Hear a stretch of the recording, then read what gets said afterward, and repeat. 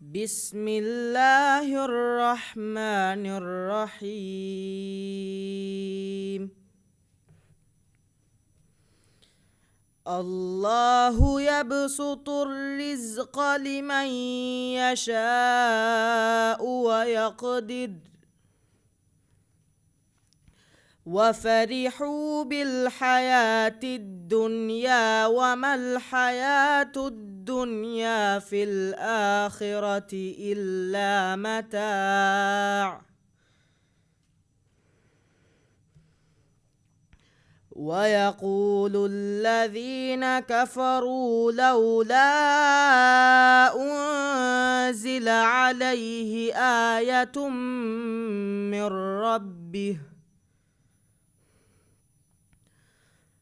قل إن الله يضل من يشاء ويهدي إليه من أناب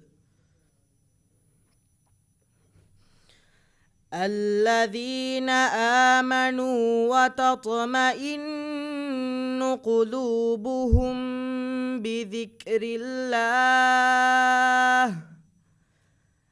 ألا بذكر الله تطمئن القلوب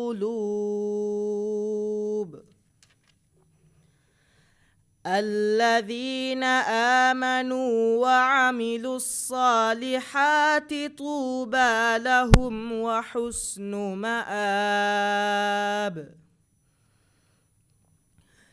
كذلك أرسلناك في أمة قد خلت من قبلها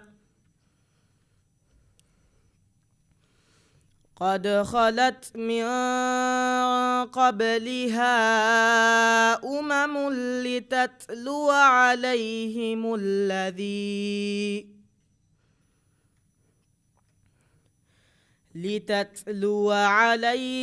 الذي أوحينا إليك وهم يكفرون بالرحمن قل هو ربي لا إله إلا هو عليه توكلت وإليه متاب ولو أن قرآنا سيرت به الجبال أو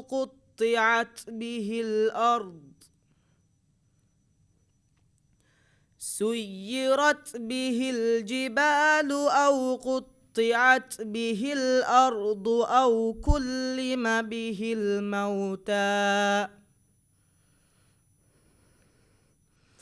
بل لله الأمر جميعا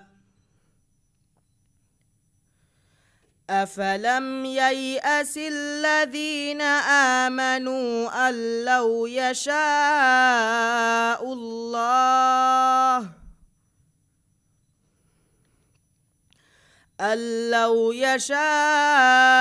الله لهدى الناس جميعا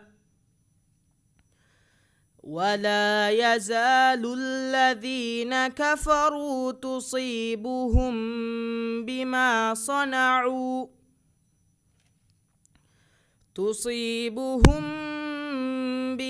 صنعوا قارعة أو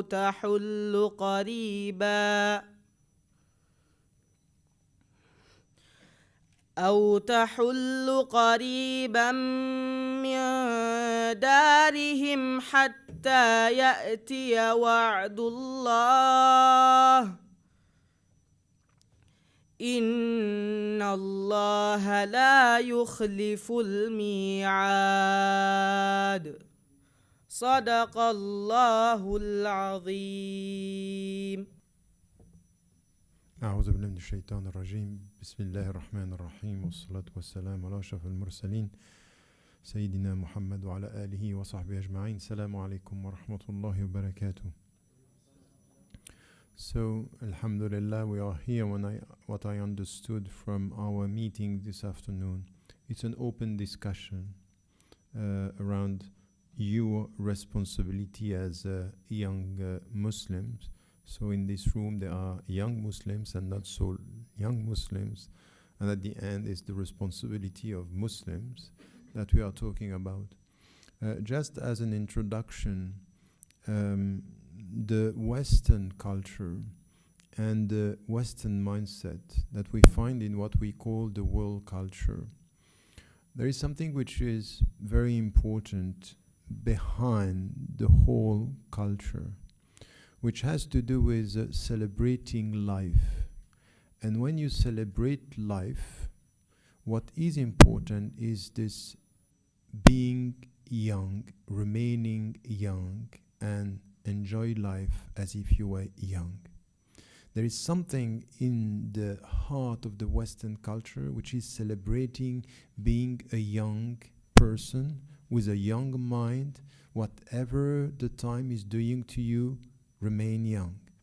And find the way to remain young by the way you are going to deal with your own body, your own age. All the means are there to make you feel less old, which is a celebration of life for life. While when you come from an Islamic perspective, we don't have a problem with being young, but we have a problem with being young without having a meaning to remaining young, being young, becoming an adult.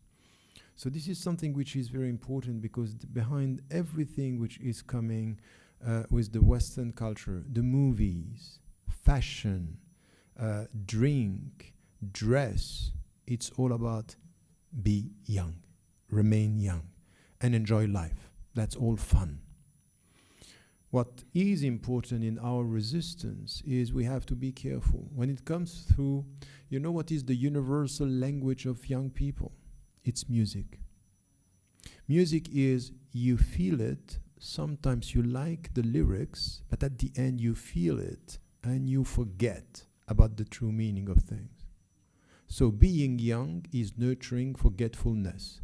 Being a Muslim is coming back to reminder, to remembrance. It's two different ways. So here we are at the heart of two cultures that are clashing. One is telling you, be young, remain young, and forget about things. Enjoying means forget.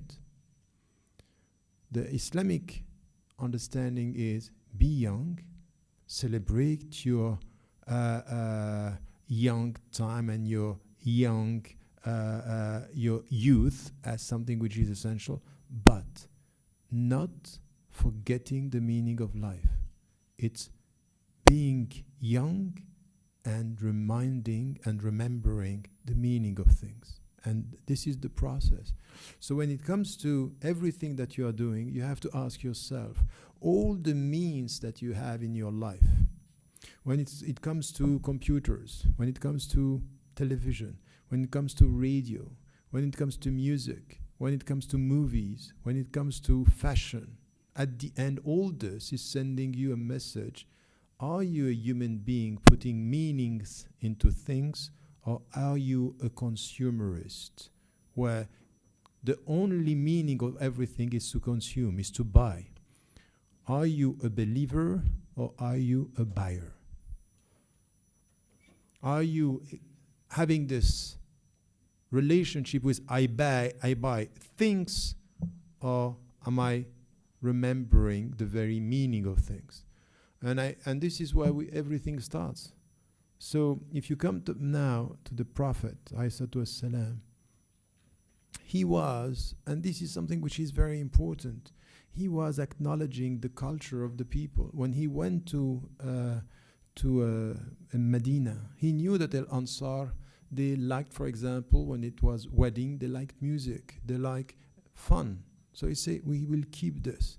Everything which is halal, we keep it. Enjoying jokes, to like life, even sometimes just to have poetry. Poetry is good if what you say is good.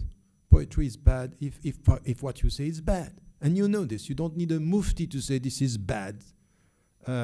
These are bad words and things. All this is known to the point that when you come to the Quran, what is good is said in the Quran as being al-ma'ruf.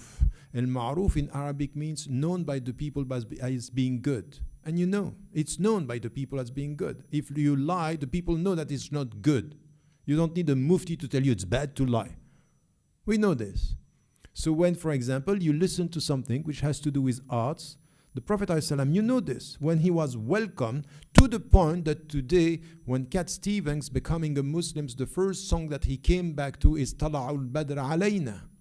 And Tala'ul Badr Alayna, it's a music. It's something which is catching your attention, but not music to forget, but music to remember. Music to feel good. And in Islam, you need to feel good. This culture of feeling good, it's our culture when we add to it that we feel good without forgetting the meaning of life. It's not feeling good and forgetting the meaning of life. This is very much something which has the essence of clashing between our two horizons. So when you are dealing with the Western culture, and now it's in your living room, it's in your TV, the music, you have to ask yourself, what should I do with this? I have to be selective. There are things that are very good. You have I know that you have some scholars now in your country that are saying even movies are haram. So I remember my grandfather once. He was well known in Egypt, and he was asked by the people, is the cinema halal or haram? No, the big question. So now you have scholars saying you don't watch movie, haram. And others saying, no, everything is halal. And his answer was very simple, but very deep. Is cinema halal, or cinema haram? So what is good in the movie is good, and what is bad. So you need to come to your own understanding. And once he was asked about, the radio program and the TV program, and people were saying we have to remove and to prohibit everything. He said that's not the way. And he said, and he put at the beginning of at the top of his journal, he said, "Inna as-sam'a wal basara wal fu'ada kullu ulaika kana anhu mas'ula." He was sending to the people, you are responsible. Inna as-sam'a, what you listen to, what you see, and what is your heart, on everything you are going to be questioned. So you don't need the state, you don't need the people to tell you, but you need you to be first to do this. You need to be educated. So the first responsibility, and this was with the Prophet ﷺ, what did he start to do? Is to teach the people. He was a teacher. The Prophet ﷺ was a murabbi. Murabbi means he was teaching the good behavior. So the good behavior is you need to know how you are. You need to be with Allah, with God, and you need to know how to behave. So you need to be responsible. At the age of 13, 14, you know that you have to pray, you know that there are things that you have to avoid. So you have to educate yourself also, and to put the essential things in the very essential, at the center of your life. And it means also to understand something which is important. When we speak about education, get me right, education is not only the Islamic education. Education is about everything. So, for example, you go to school and you get your degrees and everything. This is giving you instruments, means for you to be independent. The true Muslim on earth, it's an independent subject. He can and she can think by her or himself. You don't need somebody you don't think by proxy. You think for yourself. You need to take decision for yourself. You know what? Because one day, you will come back alone in front of God. You will be alone before God, and you will have to respond. And you cannot say, my father did this, my mother said that, my son, my brother, the cousin, my neighbor, the society, I was in the island. No. You, what have you done with yourself? So you know that one day you are going to be alone. So you have to go for your personal education. So it's a commitment. And education in Islam is Islamic education and the wider education. Everything everything which is helping you on earth to be independent and autonomous, to think by yourself, to behave by yourself, and to feel good by yourself. The only one to whom you should be dependent is Allah. La ilaha illahu. But anyone, everybody. يَوْمَ لَا يَنْفَعُ مَالٌ وَلَا بَنُونَ. Your money is not going to help you. Your father is not going to help you. Your mother is not going to help you. Nobody is going to help you except what you knew, what you have done, and the way you behave on earth. So this is something that it's your responsibility. Now there is also something which is important. And I'm serious about this. If we say you have to think by yourself, it means that you have to ask questions. You know, one brother converted to Islam. He was a university professor in the States, and he converted to Islam, and he was going to the mosque, and he was not so happy. Why? Because he was seeing that the Muslims are followers and not subjects. They follow. So you follow the Prophet, ﷺ, yes, but you have to ask questions. To the point that he wrote a book saying, even the angels ask. Coming back to the Quran.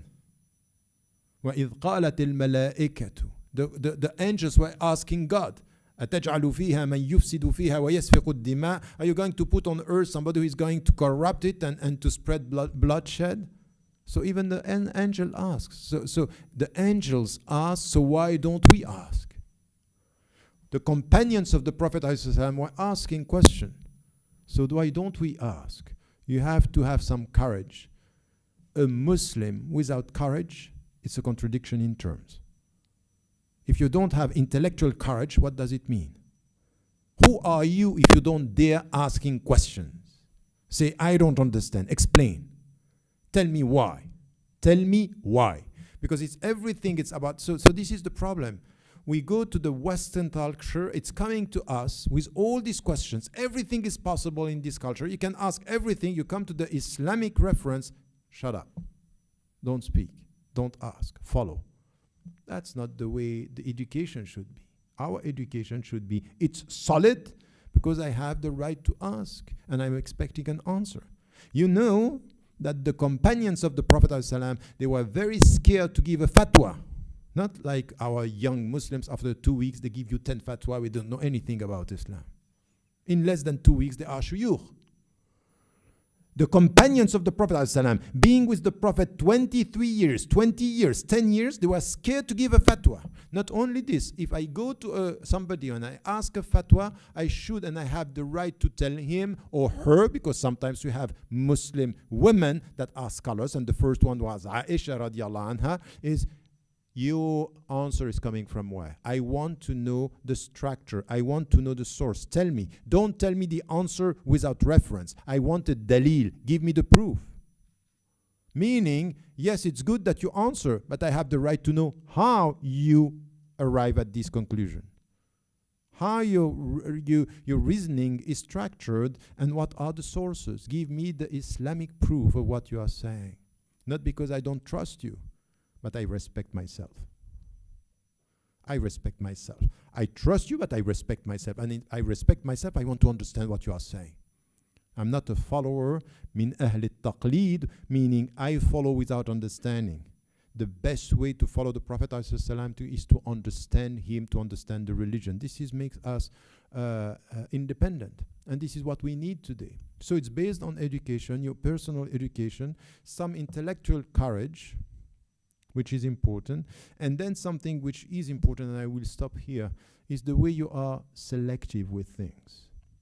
And selective means not everything in the Western culture, not even in the Maldivian culture. You have a culture here. Many things are good, but many things have to be reformed. Not everything is 100% good. In any culture, even in Saudi Arabia, their culture, many things should change. Many things. It's because of the Arabic culture that women cannot drive in Saudi Arabia, not because of Islam. They are using Islam to explain that you cannot drive. But what's that? Who said that? Give me something which can be explaining, I cannot drive. Why? What is the point? of having a fatwa telling you you stay at home and you don't drive. Because you know what? If you are alone in your car, it's as if you are alone in a very dangerous place. That's not that. There is something wrong in the whole logic here. There is something which is not working. You know what? At the very center, at the very heart of Islam, we have cultures influencing the Islamic answers. So we need to question the Arabic cultures. And I keep on repeating, the Arabic language is the language of the Quran. The Arabic cultures are not the cultures of Islam. They are not. The language, yes, but not the culture. So we have to reform the way. And in your culture, with the West, you take what is good. So you have to be equipped. And I would say to the young Muslims, be careful not to end up with this consumerist attitude. And you don't know what you drink. You don't know what you eat. You don't know what you listen to. I would like, for example, I have a daughter. She's a young daughter. I have kids, which is very important. Check who is singing. Check what he or she is saying. Check why. Check how. Check. Because they are using your mind, taking your money, wasting your time, and you are forgetting yourself. At the end, you are lost. That's the reality. If I know how to take your mind, to catch your heart, take your money, who are you? An object. And I can make money with you. You are not a subject. You are not independent. You are a toy. You are an object, and this objectivation of human beings is what the market is doing, because the Western culture is about money. You know, and I will stop with this. What we have now in many Western countries, we have during Ramadan just so many things that you can eat, halal things. And the Muslims say, oh, now they start respecting us. No, they respect your money. They make money with the meat. They make money with halal. Halal makes money. Islam makes money today. In the media when it's negative, and during Ramadan when it's positive. And at the end you buy and you sell. So that's also something which is important. I stop here to open the discussion with you, and I think that we have much time to exchange views. I told you, the courage to speak. And to speak out. You have the right to say you are happy, and you have the right to say I'm not.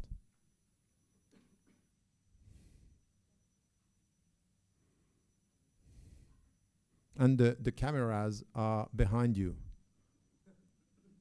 So I'm the only one who is exposed now, okay? All right, this is from one of the books which you have wrote. It's a quotation which is, it's said that it's said by somebody who is very dear to you. I just want to get, the actual event where this was said. It's the quotation starts with a quote, our problem is one of spirituality. If a man comes to speak to me about the reforms to be undertaken in the Muslim world, about political strategies, and one of great geo-strategic plans, my first question to him would be whether he performed the dawn prayer. Could you please tell me the event? Barakallahu fiqh. So these words were said by my father, rahimahullah. Once I came to him to see him early morning.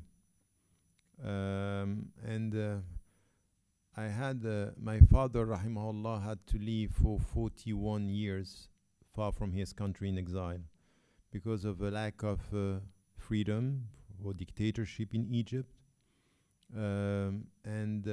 He was in Geneva. He was sad about the situation. He spent his life working for Islam. So this is why when the people are asking me, I have no merit to do what I'm doing, because it came from him. My grandfather was killed because of his views, and my father had to live in exile for 41 years. And once he was very sad in the morning, and he met so many people who came to him, say, you know what, I'm going to change this, to do that, and they want to change the world. And his first question, and then he was listening to them, and at the end, the only thing that I heard from him at the end is that our message is love. It's about love. Islam, it's about love. But it's also about your spiritual journey. So don't try to change the world and you are not changing yourself. And the starting point is the way you deal with the last prayer in the night during the night and the first prayer during the day, which is coming from the prophet of the hadith of the Prophet ﷺ. So he was sending a message to me and to the people that he was referring to is just change yourself. Pray your prayers on time. Reform yourself, and this will be the first step to change the world. So this was something which was also very important. What I was, for example, saying yesterday, what is the essential thing that you have to do? It's your personal journey. So there is another thing which is important in what he said. He said, I will ask him or her if he or she prayed Fajr, meaning, are you serious about your religion? But being serious about your religion is also not to disconnect your own personal take on your own prayers with changing the world, because we are here to change the world for the better. That's also something which is important.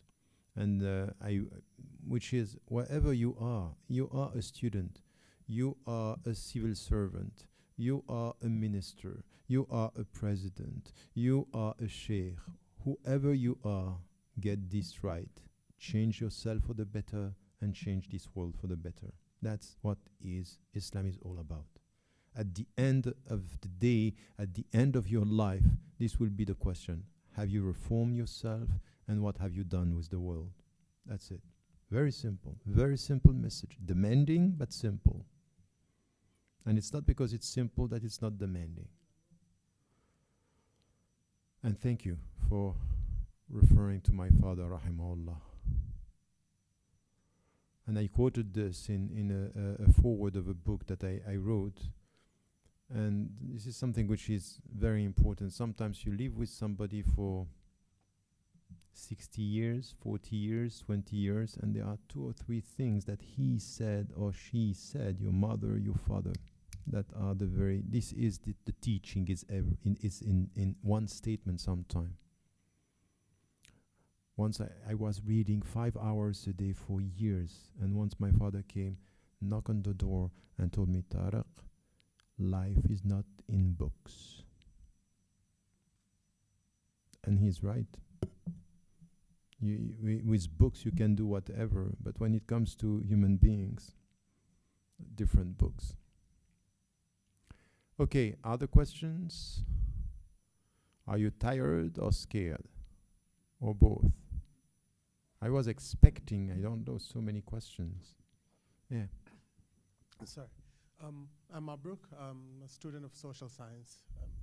So most of the time that I spend pondering over things, it's usually to do with political issues and social issues.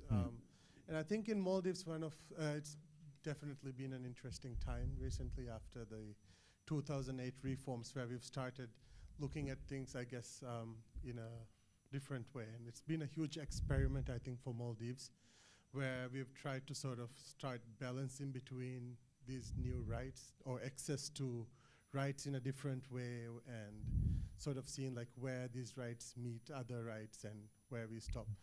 And I think in general academics it's been a question, but more so with Islamic scholars, I think, in Maldives. This issue of where your critique should lie and like where you stop, because many times what you'll see is that there's no clear line between where a scholar is politicizing issues for their benefit or whether he's actually critiquing a social issue. And I think it's been used by the entire system in many cases, rather than really criticizing the arguments coming out of scholars. It's much easier to say, well, this is just a scholar politicizing the issue. And I think on both sides of the spectrum, we've seen a fair share of this happening. So one of the most important questions I wonder about usually when I think about the role of Islam in this political system. Certainly, I don't think democracy is a one-size-fits-all sort of thing. I think Maldives is experimenting, and it will evolve to sort of see how things will have to work out here. And so an important question to me is, where does the role of Islam and Islamic scholars lie in building a nascent democracy? Yes, that's a deep one, and a good one. Really, it's a good one.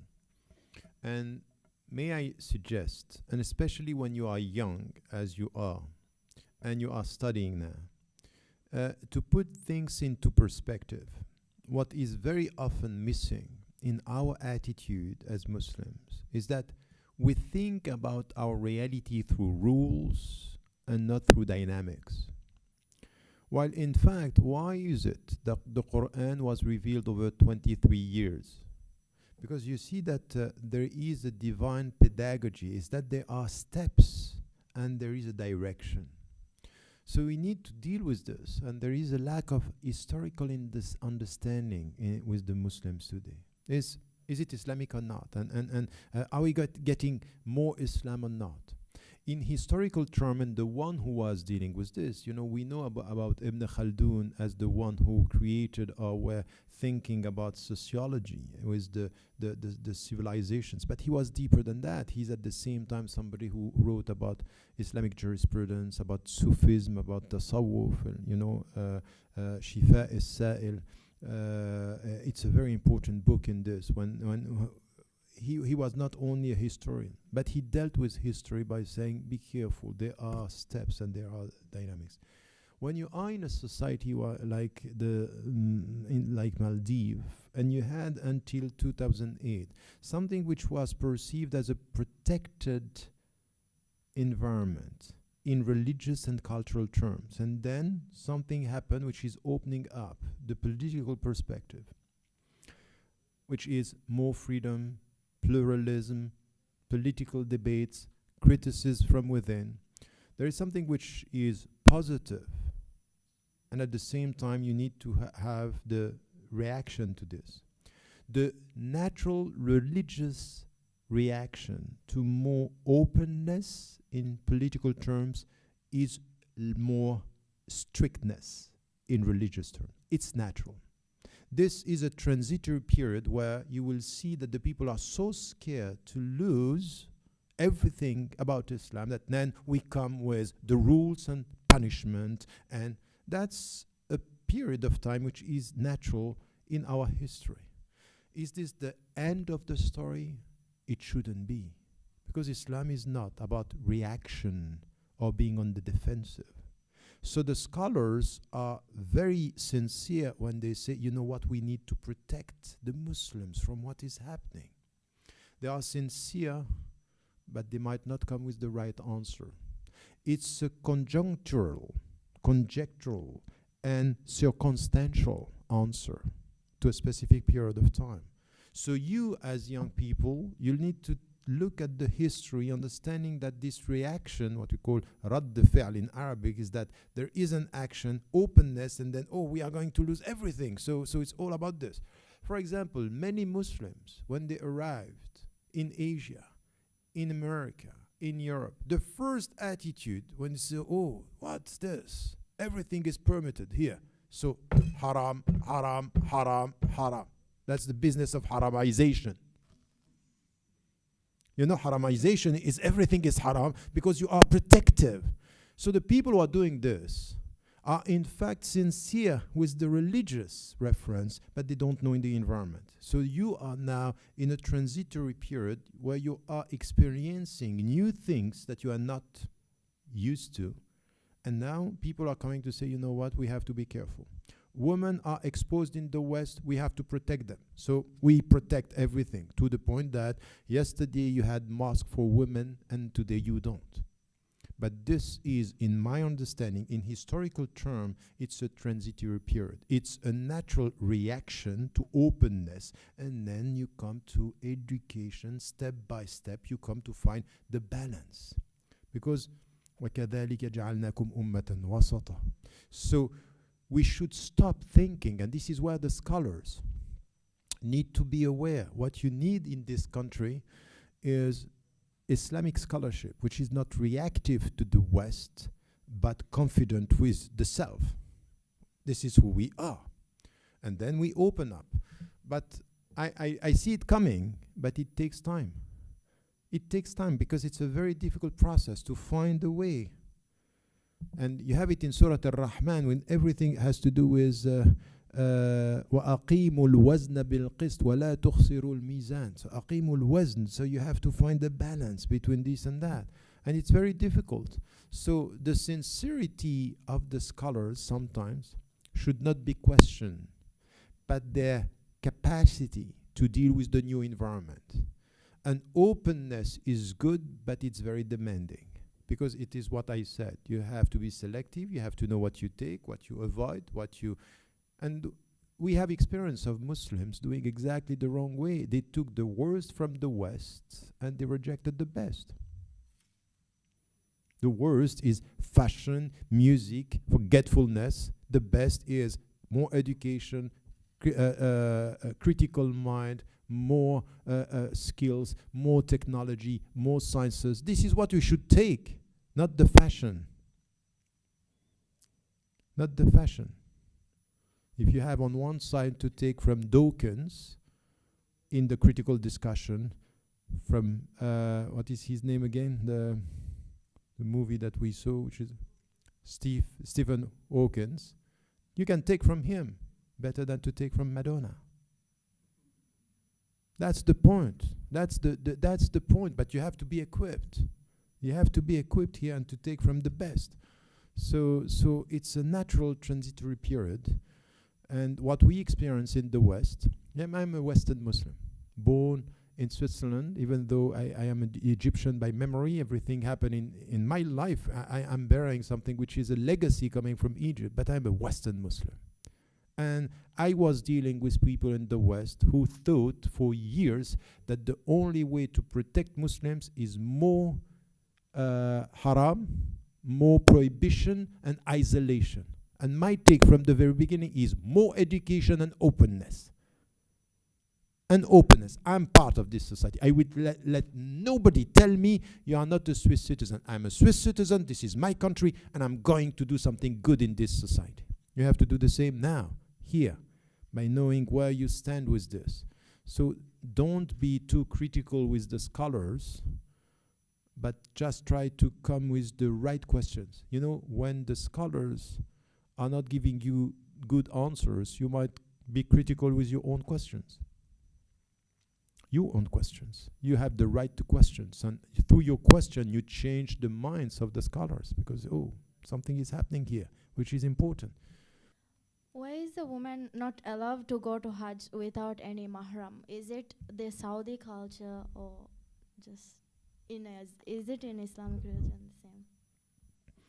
Look, there is the hadith, which is referring to the fact that a woman cannot travel more than 3 days without a mahram. So this was taken as a reference, literally, to say you can't come to Hajj, it's more than that, so you have to have a mahram. So they were very strict on this in the literalist understanding. Some scholars said, so look, you have a hadith saying this, not more than 3 days. Now, you have for this 2 main interpretations. I don't have time to go further, but 2 main interpretations. Some are saying, whatever is the travel, if it's more than 3 days, you need to have a mahram. Other scholars said, no, the point is, no, let me start with something which is going to help you. There is a story that you need to know between what we call afterward Ahl al-Hadith wa Ahl al-Ra'i. Once, the Prophet ﷺ said to people who he was sending to Banu Qurayza, don't pray. Salat in one tradition is Salat al-Dhuhr, the other is Salat al-Asr. لا تصلين صلاة الظهر أو صلاة العصر إلا في بنو قريظة. Meaning, you don't pray Salat al-Asr, let's say, take this version, before being there. And he sent them. One group said, One group said, the Prophet ﷺ said, we can't pray before arriving, so we are not going to pray. The other group said, no, he meant hurry up in order to be there before Salat al-Asr. And they prayed. Both groups came to the Prophet ﷺ and he accepted the two interpretations. What is important in this story is that the same text could be read in two ways. Literally, or what is meant behind the text. So when it is said during the time of the Prophet ﷺ, you cannot travel more than 3 days if you don't have a mahram, it meant for some you cannot travel alone. Other scholars are saying no, what was meant as Ahl al-Ra'y, the first who are literalists are Ahl al-Hadith. Ahl al-Ra'y are saying what is meant is you need the whole question of traveling during this time is a lack of security. Now, if the starting point of your journey, the means of your journey, the arrival point of your journey is secured and there is security, you don't have a problem with traveling on your own. And if, for example, you leave from here and you go to a Western country, you are ending in the family in a secure environment, that's not a problem. So you have scholars, ulama, saying the point in the discussion is security is not the literal understanding of it. So you have two understandings. So what you have in Saudi Arabia, it's not cultural. It's a specific literalist reading of the scriptural sources and especially the hadith. Now, the good news about the whole thing is that over the last years, now they are accepting women coming in a group without a mahram, because now the group is assuring or protecting the women who are traveling. So things are moving. It's going to be a long time before, but still we have to assess the situation into progress. But get me right, it's not cultural.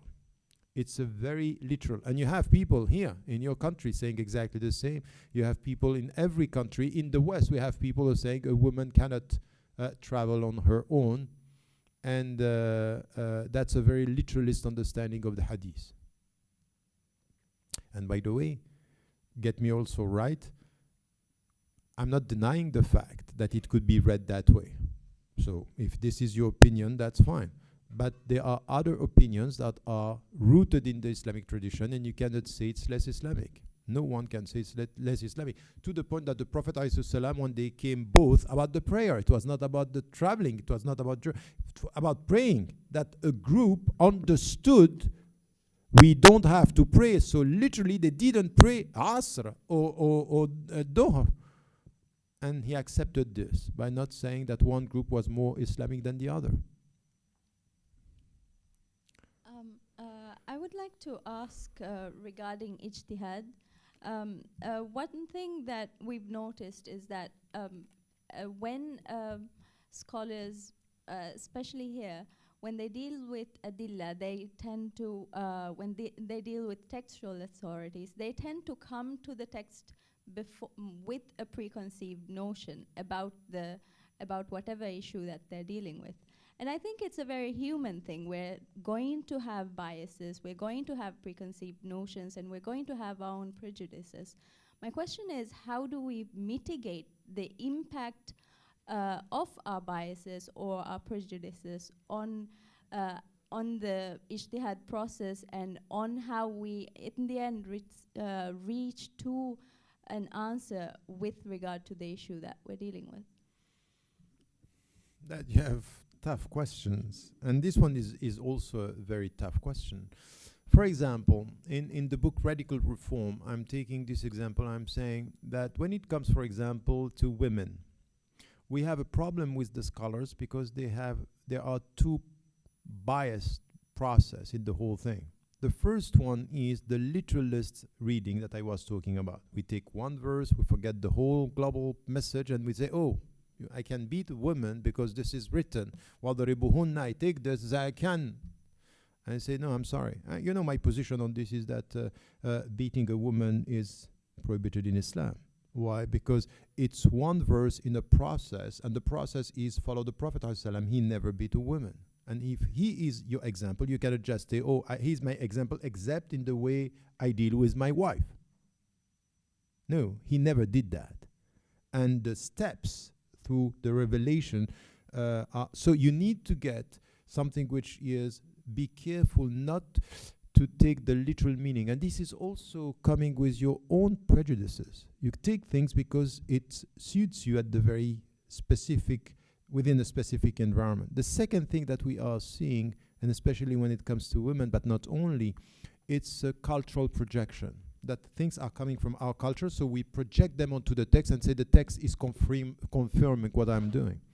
And to be able to distinguish between what is cultural and what you are projecting onto the text and what the text is saying, it's very difficult. So this is why it's important to come back to the texts, but also to get a sense of the Turath, which means what did the scholars said? And you have a diversity of opinions. Very often the scholars here are taking from a specific school of law and a specific trend, and they don't look at what other scholars were saying. So for example, I was criticized by people because I was saying, look, we have to be very cautious with the way we deal with hukm al-ridda, apostasy, because we have scholars in our history, they didn't say what the majority were saying, and they were saying the Prophet ﷺ never killed somebody because he or she changed her religion, but because they changed the religion to betray the Muslim community. They were war betrayers, which is completely different. Who is the first to say this? Not Tariq Ramadan, it's Sufyan al-Thawri. And who among the scholars could say Sufyan al-Thawri is a kafir? Come and say it in front of me. You who are being told by whoever you want, Sufyan al-Thawri was a kafir, Sufyan al-Thawri was wrong. He had opinions. And on this point, we need to understand that by knowing more our legacy, we have a diversity of opinions that are helping us. And then we also have to do our critical, work to do, which is this really what the texts are saying? Or is this a cultural construction or projection? This work has to be done. So for example, in all the work that I have been doing for the last 25 years, you know, I was studying in Egypt with scholars and all the ijazat I was following in al-ijtihad and in fiqh and all this. And in fact, you never experience exile by accident. Never. So if I was born in Switzerland in my own journey, it's not by accident. I think that there is a meaning on this. So I used the new environment to come with different means, but respecting the text. So there is something which is important in this, is al-haram haram. So, you know, the one that we have a mufti in France who was saying during Ramadan, during the day, you can drink a coffee for social. No, that's not going. This is too far. Now, to be able to respect the principles, but at the same time to assess what was cultural in the interpretations, what was politically driven, because, you know, scholars are dealing with politics, as you know this, and even especially here, everywhere, you know, we can instrumentalize religion. So you have to deal with all this, the legacy, diversity of opinions, and come with your own take on the text and try to get a better understanding. It's an ongoing process, always. But you are right on this. We have to be very cautious with this. And, you know, never idealize a scholar. Never. A scholar could be right in 99% of what he is saying or she is saying and wrong on one. He can be so impressive in many ways. And I'm always saying this about Abu Hamid al-Ghazali. Abu Hamid al-Ghazali was a great mind. Ihya Ulumuddin is a great book. But when you read what he's saying about the relationship between men and women, he's completely wrong. The marriage contract for him was a contract that we can compare to the slave and master relationship.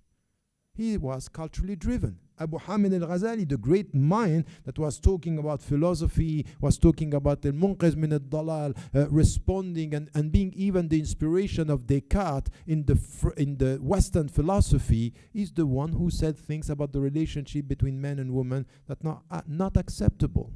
He was culturally influenced by his environment. So we have to be critical with this by saying he's a great mind, but he was wrong. That's the point. The only one about whom you can't say this is the Prophet ﷺ. Everybody else, every human being, whatever his status or her status on earth, the greatest scholar or the greatest president, I'm challenging you. You are but a human being. And by the way, even the Prophet ﷺ had people coming to him and say, is this your opinion or is it coming from God? If it's your opinion, it's wrong. And he was listening. If the Prophet ﷺ is listening, so what about these people who are now not able to listen? So this is where your courage lies. This is where you have to be. Don't tell the people and never tell me we are not heard. At one point, if you are not heard, you also have to check the means that you are using to be heard. We have to stop playing the victim mentality in this community. Victimhood is the best way, just to blame the people and to do anything. We have to stop with this. And it starts with our own self. And one of the signs of the victim mentality is to say, everything is wrong with these Muslims. It doesn't work. So it's the same, it's nurturing the victim mentality. So we are sometimes critical with our own selves, but not in a constructive way. In a destructive way, and we don't bring anything positive in the discussion. This is not self-criticism, this is intellectual laziness. I actually wanted to ask you, what is the heart? It's just a pumping organ. And there are many answers given by different scientists and different philosophers and scholars as well. But is it the brain, or is it the heart, or is it the inner person speaking inside you? What is the heart? How can you understand the heart? Can I ask you something before Yes. I respond? Yes. How do you understand it? So I can have a that's direct, why. straightforward question. That's Do you why have a heart? Yeah, of course I have. So if you have one, you know what it is? My heart, just like literal heart, just pumps blood, I guess. Okay. But the way I believe it, because I have been reading about this question, different scholars have said different things. Some say it's really the brain. Some say it's really the inner person speaking inside you. So why do we, even in Quran, I can't remember the actual words, but it's if you're a non-believer, you have to clean your heart, not the darkened eye. Clean your heart, something like that. Okay. So even when you're in love, you give your heart, not your brain or your inner self. You give your heart. So what is the heart? If you come to the Quran and you come to the Hadith, you find many reference to the heart with many dimensions. The heart, yes, could be sometimes referring to an organ that understand. لَهُمْ قُلُوبٌ لَا يَفْقَهُونَ بِهَا. They have hearts and they don't understand with their hearts. So it's a dimension where you can, or through which you can understand. It's also in the Hadith, مُدْغَى, in the Hadith, فِي الْجَسَدِ مُدْغَى إِذَا صَلُحَتْ صَلُحَ الْجَسَدِ كُلِّ. It's in the Hadith, Allah is, the Prophet ﷺ is saying, in the body there is an organ. If it's clean, everything is clean. If it's perverted, everything is perverted. And here he's referring to the physical dimension of the heart. If you take all this together, you have to come to the very concept of human being in Islam to get it right. Allah subhanahu wa ta'ala is telling us that from the very beginning, وَأَقِمْ وَجْهَكَ لِلدِّينِ حَنِيفًا فِطْرَةَ اللَّهِ الَّتِي فَطَرَ النَّاسَ عَلَيْهَا. God created us with this fitra and this natural aspiration towards God. What is it exactly? It's when He created us, the physical dimension, He put in this the spirit into the physical. It's al-nafs. And nafs is the spirit within the physical. And the physical, the spirit is what we call الروح. يسألونك عن الروح. It's the soul. When the soul is in the physical dimension, there is something which is the essence of who you are, which is your heart. This is it. And when the spirit is inside, you with your mind, with your consciousness, you are feeling that there is a dimension within which is spiritual, to the point that it is said in the Quran,